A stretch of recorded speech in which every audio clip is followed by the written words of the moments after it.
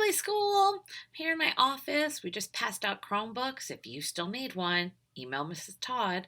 So I thought I'd record myself reading the Wednesday story, and the title is A Letter to My Teacher.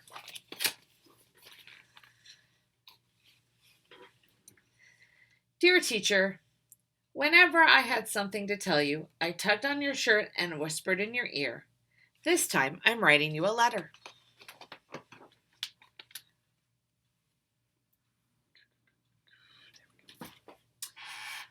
I hope you remember me. I was the one who marched to school that first day, splashing through every puddle I could find. I wore a bright yellow raincoat and a dark, stormy frown. Because for me, school meant sitting still and listening. Two things I wasn't much good at.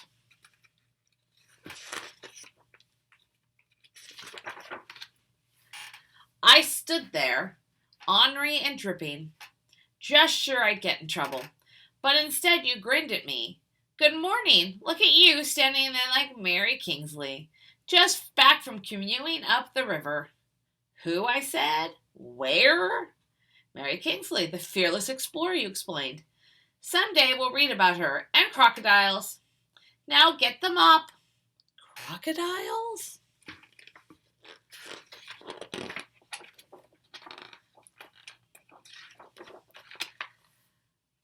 After taking attendance, you made a big announcement. Welcome. This year we're going to be planting the first ever second grade garden. It will be our experiment. Yay, we get to dig in the mud, I shouted. True, said the teacher. But first, we need to read about plants. We'll use math to measure our plot, and we'll write about our garden. Reading, math, writing.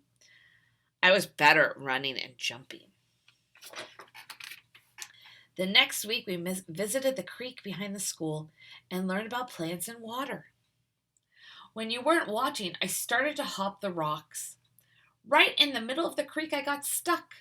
Look at me, I'm Mary, what's her name? I hollered, trying to sound brave. Watch out for crocodiles, you called back. Then you rushed to rescue me. On the way back to school, you held my hand and never told anyone how much I was shaking.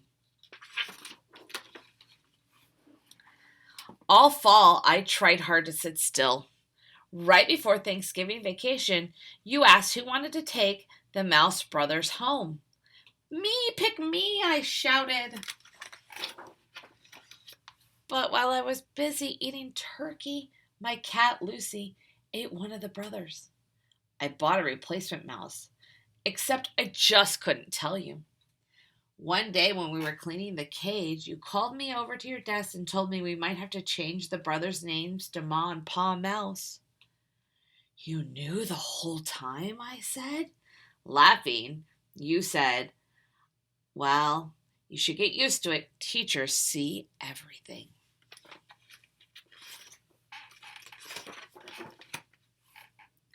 When winter came, the reading corner became our secret garden of stories. On Friday afternoons, we all curled up in a heap to listen, just like our new litter of mice. I loved it when you read to us and always begged for more, but I hated being called on to read aloud.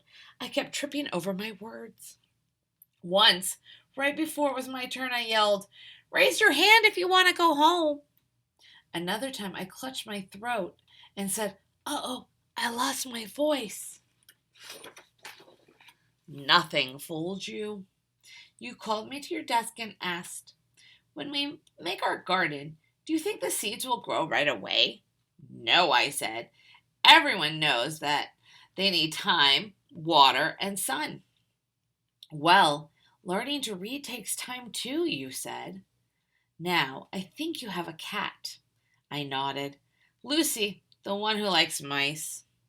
I'd like you to read to Lucy every day, you suggested. It might keep her out of trouble, I giggled. Maybe I should read her Puss in Boots. I practiced hard and you gave me extra help. One day you brought me a special book. I met the author and he autographed it for you. I looked at the cover and sounded out the words. Wow, it's about her, that explorer, Mary Kingsley, you smiled. Next week you can share it with the class. In March, we explored our town. We went on a field trip to an old house full of history and secret staircases. When I slipped away to look for a hidden treasure in the root cellar, you and the whole class had to trudge down old stone steps to find me. I think you even lost your patience that time. Exasperating was the word you used. I remember because that night my mom helped me look it up in the dictionary. The day you brought in seeds for us to choose, I tugged on your shirt. Can we plant this kind? The packet says early spring. We will have bright red radishes in just a few weeks. Good reading and great idea, you said. Thanks to the math games we played, the measuring of our garden patch was easy. At last we turned over the soil and we were ready to plant. I was the radish crew chief and read the instructions all by myself. All spring we weeded and watered and kept our garden journals too. On Friday morning, before summer vacation, we wrote invitations to every class to come and join us to enjoy the salad we had grown ourselves. Splendid spinach, said the principal. It's because of the worms, I explained. I didn't know how to say thank you, so on the last day I gave you a present, a memory quilt. I measured the squares on paper and made a story of our year in each one.